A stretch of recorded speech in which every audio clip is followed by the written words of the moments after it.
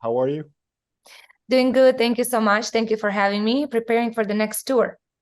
That's very good to hear. Now, before we delve into everything that you've been busy with, I'd like to jump back to the beginning.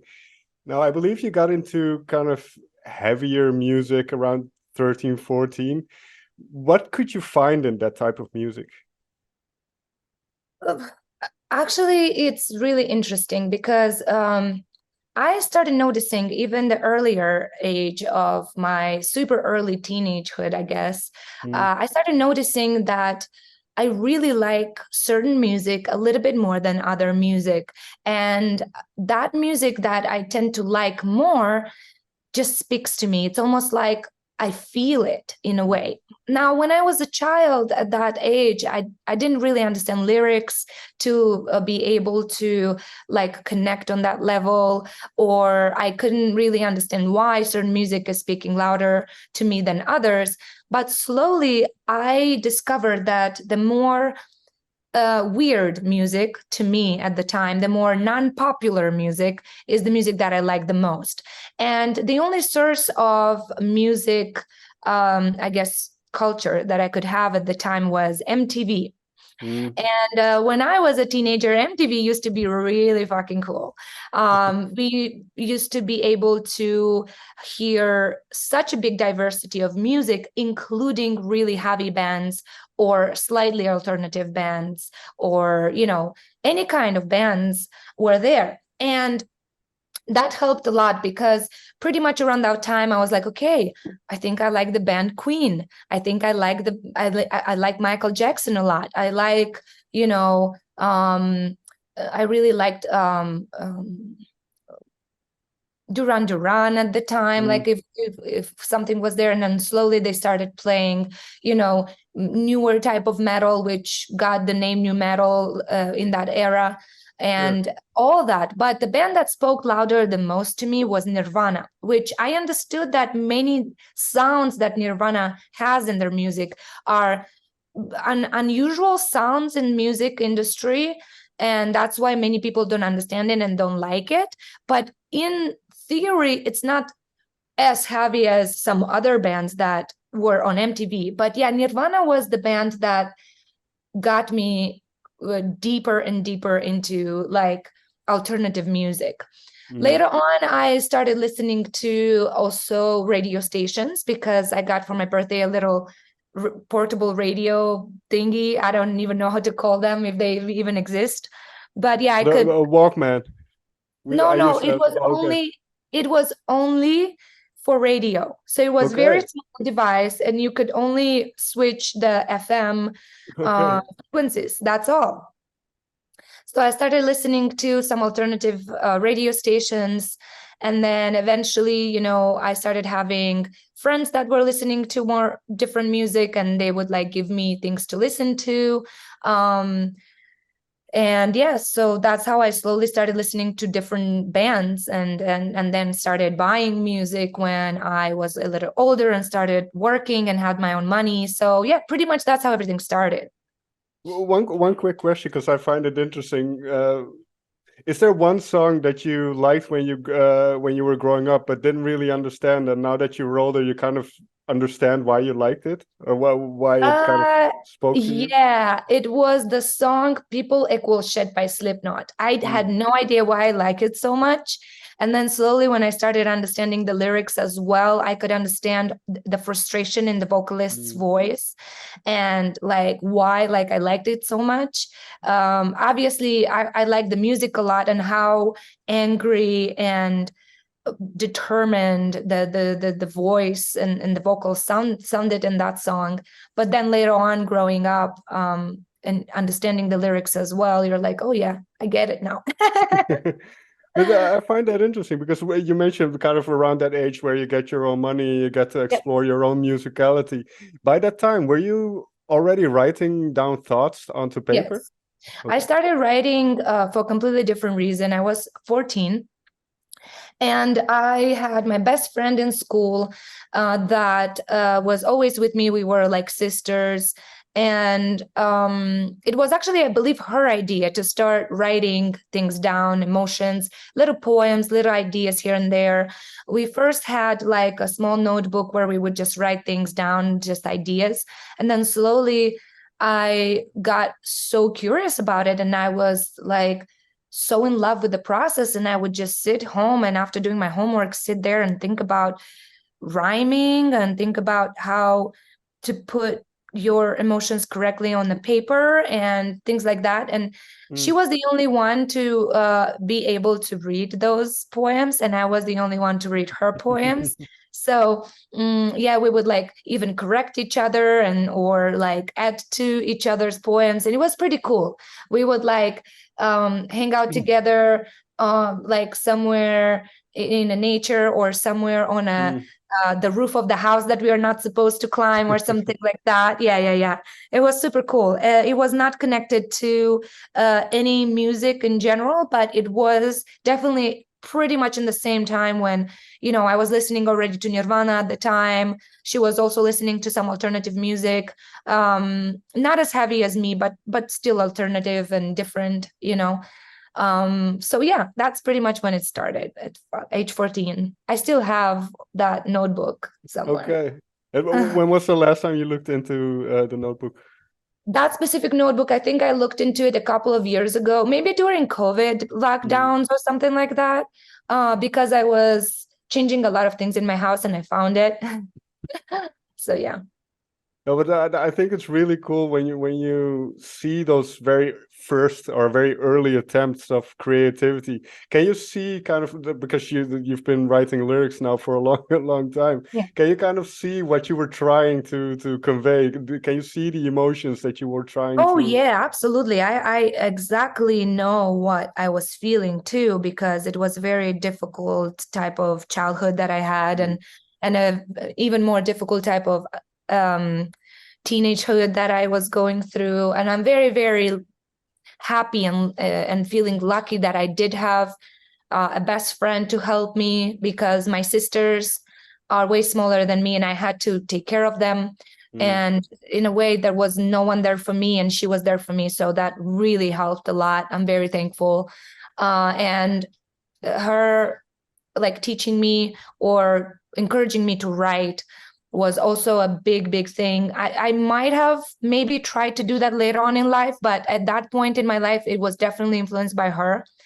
And I loved doing things together, and I would give a try to anything. So I'm very thankful, because it is a lot of emotions. And the thing is, it's different language that I was writing in. I was writing in Russian. And then later on in my life, I was writing in Italian because I was studying in Italy. And then only after pretty much when I joined university is pretty much when I switched and started writing in English. So way before I joined Infected Rain, but not long before, you know, I don't know, I would say 2 years, maybe 3 years before I joined Infected Rain, I switched in writing in English. So. If we look at kind of the latest songs that you've written, then how do you see that evolution of your own songwriting? Can you see kind of the development? Yes, of course I can. I definitely see that with the latest albums in comparison with the first few albums are definitely more. The lyrics are more. How to say, they are more rich in a way, rich of metaphors, rich of comparison, rich of the vocabulary itself. I often use words that even people don't use in everyday life, even in America, because I read a lot of books and I always loved reading. Sometimes I read more than others. Sometimes I read fiction. Sometimes I read nonfiction books. And I find myself often knowing some words that are not really that common and that well known and used in, I mean, at least in America. Maybe they're used in England somewhere still. I don't know. But I feel like definitely now when you read a lyric for a song of Infected Rain of the latest albums, you are you are going through like a story that is, there are so many comparisons and metaphors throughout the lyrics that you can literally like associate it with something personal, even if it's not really what I intended when I was writing it, and I'm writing about something specific. Because I'm using this method of not being super direct, especially in my latest albums, and I'm trying to be more poetic, if in a way, if you want, we can use that word. I feel like people can find their own story in those lyrics. It's not in your face, this is about this, you know what I mean? So that is probably the biggest difference. But other than that, I mean, maybe the technique a little bit, because again, as I said, I do like to study this. I've studied really interesting books about writing poems, as well as writing books in general. I was very curious. And then, when I write about something personal, especially if something is like really painful and I have to put it out on the page, I do think about, I need to make sure this emotion is delivered, but I need to also make sure that it's not right in your face what it is about. It's like a challenge I have between me and me all the time. I get it, because if it's too specific, then people can't relate anymore. But if it's too broad, then it also kind of, yeah. And I can tell you one line I really liked from the new album is in Integument. I wrote down, being happy and free is a choice. I really like that line. So where did that line come from? Well, that's actually my motto. It's something I try to live by. It's something I try to tell myself every day, because it's so hard to, let's face it, we don't live in a very easy times. And maybe the same could have been said by our parents, and maybe the same could have been said by our grandparents. Every era has their own ups and downs. And the era we live in at the moment is full with wars, is full with pandemics and illnesses, is full with people with super low immune system. Our planet has a low immune system. Right. We might not, next generation might not even survive if the planet goes on this way. Like, it's so much going on, and that's all besides our own personal problems. You're right. So now, because majority of these things are outside of our power, I like to remind myself that being happy is a choice, is a lifestyle. And of course, I fail at it all the time, but at least I try my best to remind myself about it. Yes, I am dealing with this at the moment, and it sucks, but time will pass, and I will have to face something completely different tomorrow, or in a week, or in a month, or in 5 years. And I might remember this moment like, oh, that was nothing in comparison with this, or whatever, you know. But adding to what's already heavy, what's already really bad or really challenging, adding to that by overthinking, being negative, not helping yourself or others, all these like things are only going to make things worse. So why do we want to make things worse? If you like living in pity and misery and low self-esteem and everything, you could live there. It's your choice. But that's the thing. Remember, it's your choice. Because yes, I have a lot of issues on my own. I have no problem to talk about. Like, I fight with a lot of anxiety. I fight with a lot of low moments in my life that lead to big depressions. I have physical and, medical problems with my body. I have problems on my own, outside my body, and all that. If we continue to think about all that every day, will leave no place and no room for anything else. So if you want to be creative, if you want to have a decent life, as decent as, it's possible, you don't focus and think about that every day. You don't overthink those things, because those things you can work on. And if it's like, let's say, if it's I don't know, for example, if it's a fear of yours or a belief that you have about yourself, you can work on it and say, okay, what are the things that I can change? Things that I can change are these, and things that I can't change are these. Now, am I willing to change these things so I feel a little bit better? Okay. But that's the choice. That's where the choice lies. I choose to be happy, and I do everything in my power to be healthy. I do everything in my power to stay active and with my work and with my body in general. And I do everything in my power to filter my thoughts from all the negative ones to so all the positive stays. I have negative thinking as well, and I believe 99% of people on the planet have it every single day, at least 100 times per day. But we can ignore those thoughts, or we can choose to listen to those thoughts and be sad and unhappy every day, and be mad, or be I don't know, unsatisfied by everything and everybody. It's a choice. No matter how hard your life is, it's still a choice. What is the thing then that motivates or drives you? Is it the music? Is it kind of that creative expression? The thing that motivates me to be happy? No, in kind of in general, to kind of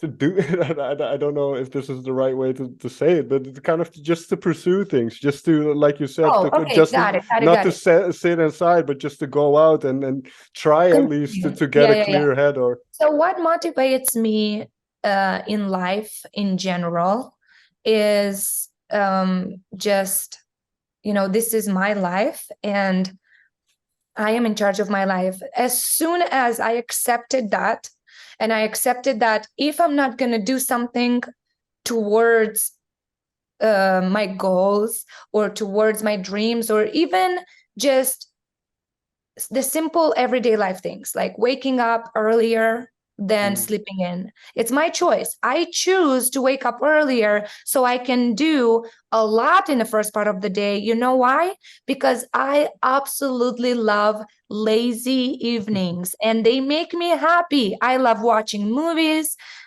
in the evening. I like, if I don't go out to hang out with friends and I'm just at home, I like to have a more relaxing type of end of the day and more productive type of first part of the day. But that's not necessarily what has to be the same for you or for someone else. You choose what makes you happy. For example, there are people that it makes them very happy to actually go to bed later, wake up a little bit later, and, have their day in this way. So whatever makes you happy, you find those things and you do those things that make you happy. Obviously, being considerate also with the things that, they make you happy, but they are bad for you. There are many things that make us happy, but they are bad for us. So that is already a completely different type of conversation. But if I know that I'm noticed, I'm more energetic and more productive in the first part of the day, and I can do so much and I can accomplish so much if I write things down, then this is how I'm going to proceed. I'm going to write things down. I'm going to,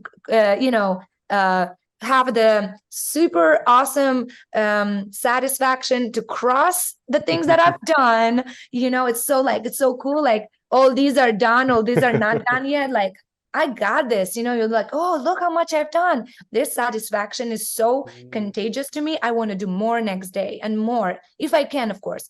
I also like to have more chill times, but even when you have your own chill times, you still choose what is best for you. So that's what motivates me. And then with music, it's my career now, it's my job and full-time job too.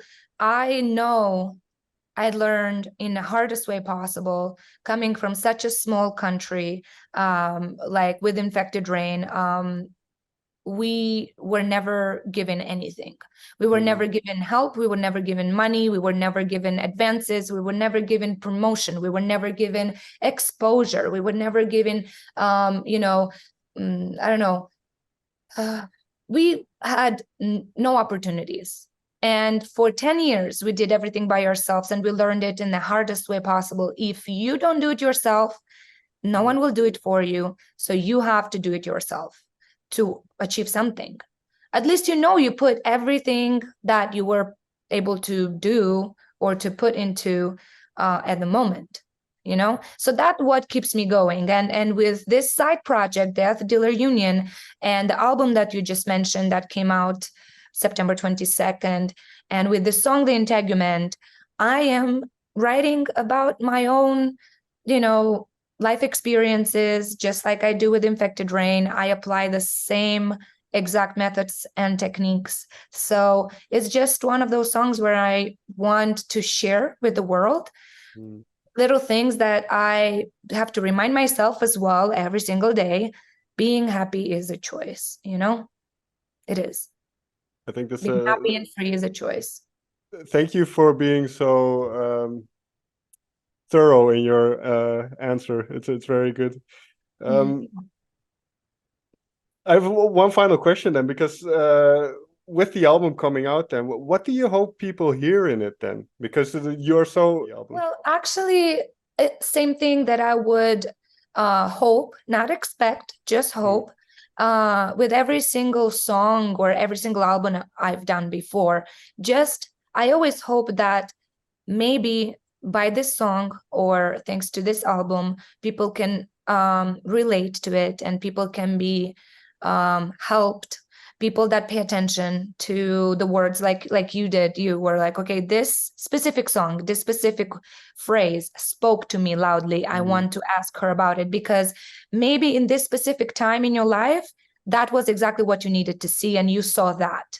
Someone else might see something else in a different song completely and not even notice this specific one you noticed. So that's why we are so different. And that's why with every single song, I only hope that people can enjoy the music, of course, and maybe either learn or get reminded of something that they already knew and get helped like that, or guided in a way. I'm not saying everybody should listen to me and do what I say or anything like that. I don't want to sound this way, but I think the main goal of a lot of artists is to try and send a message, no matter what type of artist you are. If you're a painter, you're still sending a message through your art. If you're a musician and you play an instrument and there's no words, you're still sending a message through your music.